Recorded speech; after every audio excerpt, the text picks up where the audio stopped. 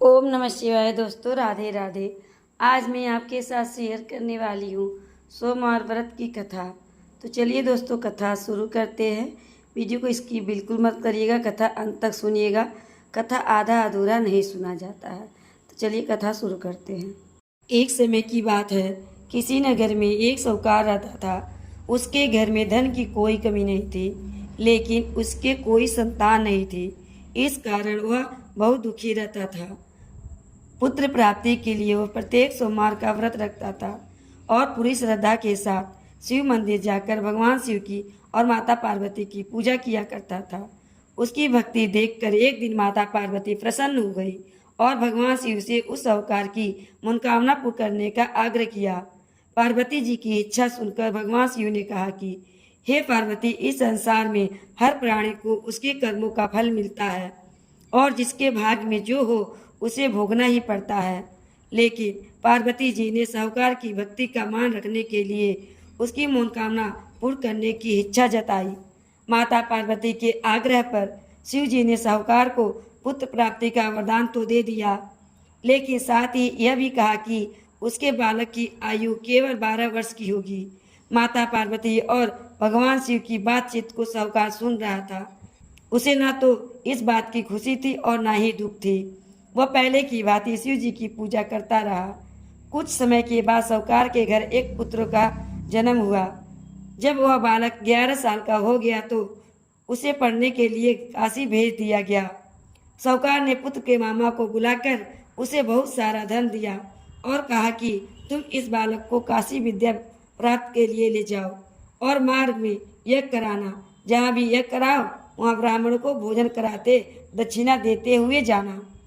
दोनों मामा भांजे इसी तरह यज्ञ कराते और ब्राह्मणों को दक्षिणा देते हुए काशी की ओर चल पड़े। रास्ते में एक नगर पड़ा जहाँ नगर के राजा की कन्या का विवाह था, लेकिन जिस राजकुमार से उसका विवाह होने वाला था वह एक आंख से काना था। राजकुमार के पिता ने अपने पुत्र के काने होने की बात को छुपाने के लिए एक चाल सोची। साहूकार के पुत्र को देखकर उसके मन में एक विचार आया। उसने सोचा कि क्यों न इस लड़के को दूल्हा बनाकर राजकुमारी से विवाह करा दूं। विवाह के बाद इसको धन देकर विदा कर दूंगा और राजकुमारी को अपने घर ले जाऊंगा। लड़के को दूल्हे के वस्त्र पहनाकर राजकुमारी से विवाह करा दिया गया। लेकिन साहूकार का पुत्र ईमानदार था, उसे यह बात न्याय संगत नहीं लगी। उसने अवसर पाकर राजकुमारी की चुन्नी के पल्ले पर लिखा कि तुम्हारा विवाह तो मेरे से हुआ है, परंतु जिस राजकुमार के संग तुम्हें भेजा जाएगा वह एक आंख से काना है। मैं तो काशी पढ़ने जा रहा हूँ। जब राजकुमारी ने चुन्नी पर लिखी बातें पढ़ी तो उसने अपने माता पिता को यह बात बताई। राजा ने अपनी पुत्री को विदा नहीं किया, जिससे बारात वापस चली गई। दूसरी ओर साहूकार का लड़का और उसका मामा काशी पहुंचे और वहां जाकर उन्होंने यज्ञ किया। जिस दिन लड़के की आयु 12 साल की हुई उसी दिन यज्ञ रखा गया। लड़के ने अपने मामा से कहा कि मेरी तबीयत कुछ ठीक नहीं लग रही है। मामा ने कहा कि तुम अंदर जाकर सो जाओ। शिव जी के आज्ञा अनुसार कुछ ही देर बाद उस बालक की प्राण निकल गए। मृत भांजे को देखकर उसके मामा ने विलाप शुरू किया। योग वंश उसी समय शिव जी और माता पार्वती उधर से जा रहे थे। शिव जी ने भगवान से कहा कि स्वामी, मुझे इसके रोने की स्वर सहन नहीं हो रही है, आप इस व्यक्ति के कष्ट को अवश्य दूर करें। जब शिव जी मृत बालक के समीप गए तो वह बोले कि यह तो उसी साहूकार का पुत्र है जिसे मैंने 12 वर्ष की आयु का वरदान दिया था। अब इसकी आयु पूरी हो चुकी है।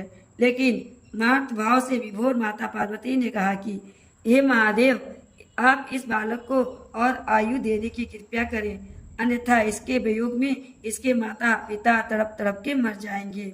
माता पार्वती के आग्रह पर भगवान शिव ने उस लड़के को जीवित होने का वरदान दिया। शिव जी की कृपा से वह लड़का जीवित हो गया। शिक्षा समाप्त करके लड़का मामा के साथ अपने नगर की ओर चल दिया। दोनों चलते हुए उसी नगर में पहुंचे जहां उसका विवाह हुआ था। उस नगर में भी उन्होंने यज्ञ का आयोजन किया। उस लड़के के ससुर ने उसे पहचान लिया और महल में ले जाकर उसकी खातिरदारी की और अपनी पुत्री को विदा किया। इधर साहूकार और उसकी पत्नी भूखे प्यासे रहकर बेटी की प्रतीक्षा कर रहे थे। उन्होंने प्रण कर रखा था कि यदि उन्हें अपने बेटे की मृत्यु का समाचार मिला तो वह भी प्राण त्याग देंगे, परंतु अपने बेटे के जीवित होने का समाचार पाकर वह बेहद प्रसन्न हुए।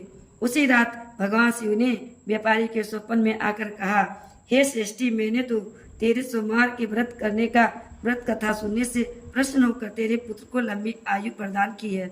इसी प्रकार जो कोई सोमवार का व्रत करता है या कथा सुनता है और पढ़ता है, उसके सभी दुख दूर होते हैं और समस्त मनोकामनाएं पूर्ण होती है।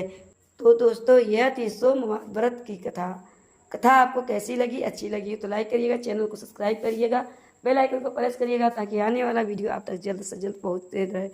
श्री हरि विष्णु और भगवान भोलेनाथ की कृपया आप सभी पे सदा ही बनी रहे। इसी कामना के साथ अगले वीडियो मिलते हैं। राधे राधे।